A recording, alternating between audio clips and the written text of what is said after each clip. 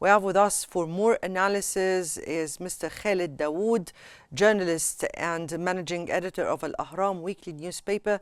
Mr. Dawood, good evening to you. Good evening. Hi, how are you? I'm fine, thank you so much. And what strategies might Hamas adopt to counter the loss of its leadership after Sinwar was confirmed dead, and how effective could these strategies be? Well, first of all, it's indeed a very major blow to the Hamas group after more than a year of the genocide war that the Israelis have been conducting.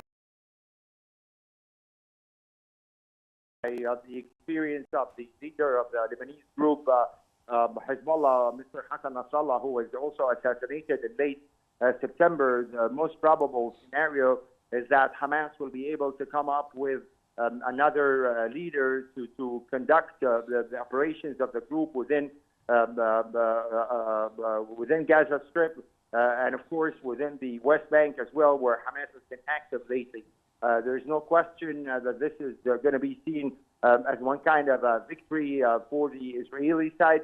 Mr. Benjamin Netanyahu, the Israeli Prime Minister since the beginning of the war against Gaza, has been insisting that a victory image for him would be represented in the assassination of Mr. Sinwar.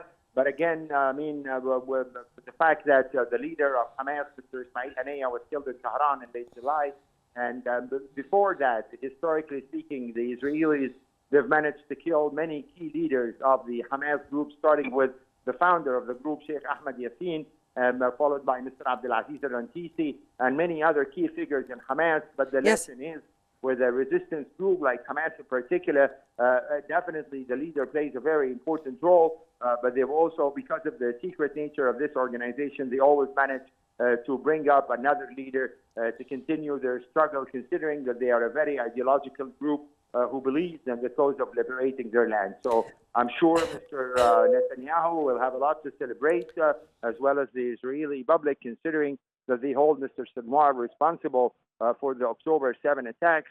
But in terms of the direct operations that are being conducted inside Gaza, and Mr. Khaled, Mr. Dawood, Hezbollah in Lebanon, yes, let me hear. Necessarily leads to a cessation of yes, Mr. Dawood, if I might ask you here, you spoke about a very important issue, which is this is not the very first time for Israel to assassinate one of the leaders of the resistance or of Hamas or in Lebanon and all that. If I may ask you here, you said that it is considered for Israel as a success or a victory, but in fact, we've seen after the assassination of Rantisi and of other leaders, Sheikh Yassin for an instant, and now Haniyeh, and then Sinwar and Hassan Nasrallah, we've seen the rising of new leaders. If I may ask you about the idea of the resistance, and is resistance is an idea, or is it attached to a certain leader? And what does the assassination of Haniyeh, followed by Sinwar and previously before other leaders, what does it mean for the resistance? Well, as you've mentioned, it's not about definitely leaders. Of course, leaders might play a very important role in giving in ideas in their strategy of conducting the group itself. But as long as there is the cause of occupation, which the Palestinian people are suffering from, definitely the resistance is going to continue. And the resistance did not start with Hamas. As a matter of fact, Palestinians have been fighting for the rights, even before the defeat of the 1967. And we've seen, first of all, the Fatah movement led by the late Yasser Arafat. At one point, there was the ones leading the resistance. When Arafat passed away, we saw a rise in the power of Hamas, and so how they took the banner, if you might say, in the issue of resisting the Israeli occupation. And of course, many people believe that the assassination of Mr. Sinwar was not even an intentional Israeli operation. It happened as a matter of coincidence that they were attacking a certain house where they believed fighters were inside. And despite earlier claims that Mr. Sinwar is always surrounded by Israeli hostages to prevent his assassination, the man was there with two other fighters, confirming that he's basically been conducting the fighting on the ground and not hiding in tunnels as the Israelis have continued in their propaganda. So, of course, as long as this Israeli brutality, the Israeli barbarity inside the occupied Palestinian territories continues, the resistance will continue. But, of course, this is a psychological blow to Hamas.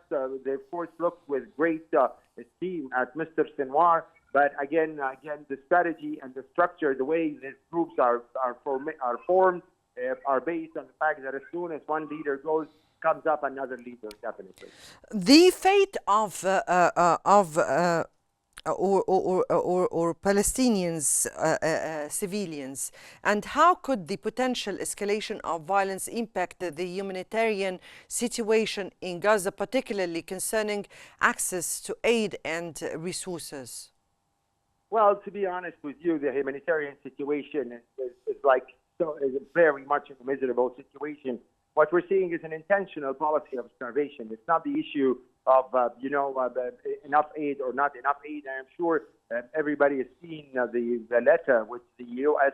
Defense Secretary and the U.S. Secretary of State have jointly sent to the Israeli Defense Minister just a couple of days ago, last Sunday to be particular, in which they openly criticized the Israelis, and they even threatened them that within 30 days, if they did not allow the humanitarian assistance to go through, particularly to northern Gaza, this is going to bring the U.S. administration, the outgoing administration of President Biden, to reconsider the military assistance that they are providing the Israelis, because this policy of starvation and forcing Palestinians to leave their homes and towns in the northern of Gaza basically amounts to a war crime, and it even violates the U.S. laws, let alone international war laws and something like the case which the ICC Prosecutor General is trying to bring against Netanyahu and Gallant.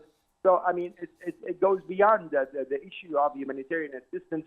This is an intentional policy by the Israeli government, by the current right-wing Israeli government, to try to force Palestinians in Gaza to flee their land and to push them towards the Egyptian border. And that's why Egypt has been very firm from the beginning of the war that we are not going to allow any forceful transfer of Palestinians into Egyptian territory. But again, this policy of starvation and not allowing humanitarian aid, it's not just out of desire to punish the Palestinians, but it's actually part of a plan to make Gaza unbearable, a place where nobody can live at all, whether because of the lack of sanitation, the lack of water, the lack of food, or because of the widespread damage that's existing right there. And that's why, again, the issue is very dangerous. The situation is extremely dangerous. And we've all seen how the Israelis have violated all limitations. They bomb schools, they bomb hospitals, they bomb UN shelters. So definitely that's the aim of all this, is to push Palestinians to leave their land and to empty Gaza for the extremists who want to rebuild settlements there.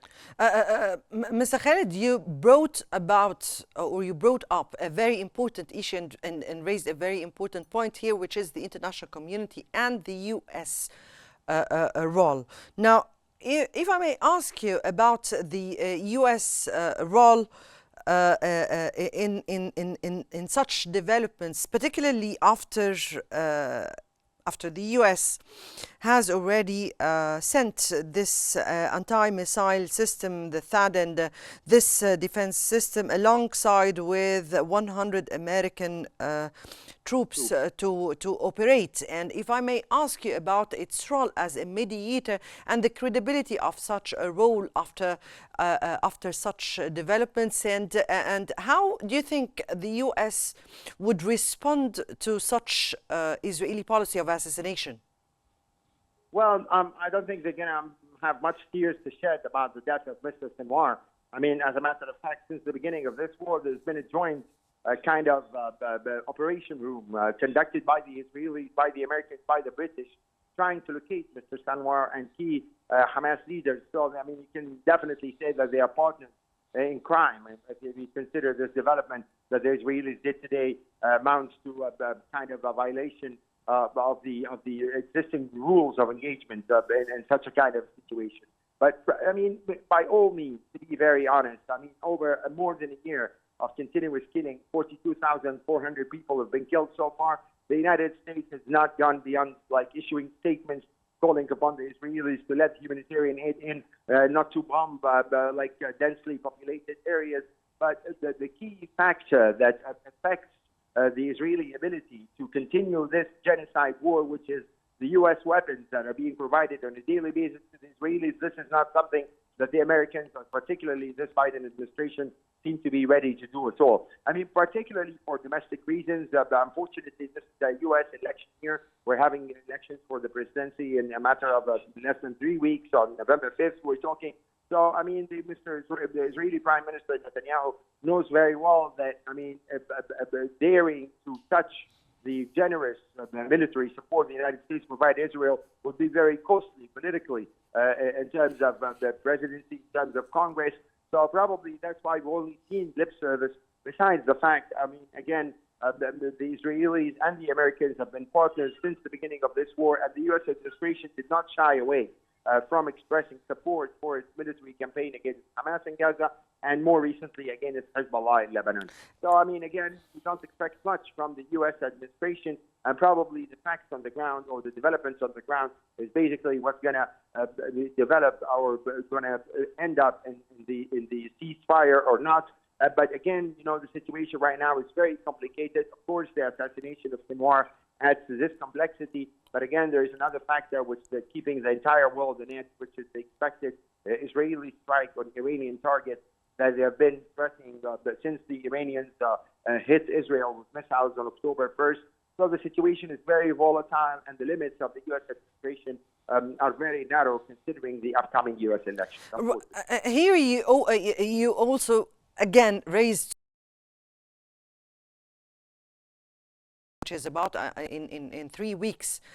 Let me start with this question, and then we'll go to the this issue of Israeli anticipated strike on Iran. But let me here ask you about the U.S. elections. And do you think we've been seeing today this developments of assassinating Sinwar, but also we've seen at the same day a strike on Jabalia and Netzrin, those areas. And from your point of view, will Israel escalate its strikes at this upcoming stage, particularly before the U.S. elections? That's what most expectations are. I mean, like, again, this is the golden time for the Israelis to escalate their attacks, whether against the Palestinians in Gaza, as you mentioned rightly. I mean, the miserable, disastrous, situation. There isn't enough words to describe how bad the situation is in northern Gaza. And they've been basically isolated from the rest of the world, and totally denied basic rights, right to food and basic medicine, and attacks against hospitals. So this is likely to escalate, unfortunately, especially after the assassination of Mr. Sinwar. And again, we can see further escalation against Hezbollah in Lebanon. And on top of all that, the exchange threats to attack Iran and a possible Iranian retaliation. And again, we've read some reports that Mr. Biden has contacted the Israeli Prime Minister, asking him not to interfere in the U.S. elections by conducting a major operation against Iran. But that's definitely something that's going to last until after the upcoming elections on November 5th. But between now and November 5th, I think we're going to see 3 heated weeks in terms of Israeli escalation, whether on the Gaza front, the Lebanon front, or the Iran front. And again, this is something that's really pushing the region towards the brink.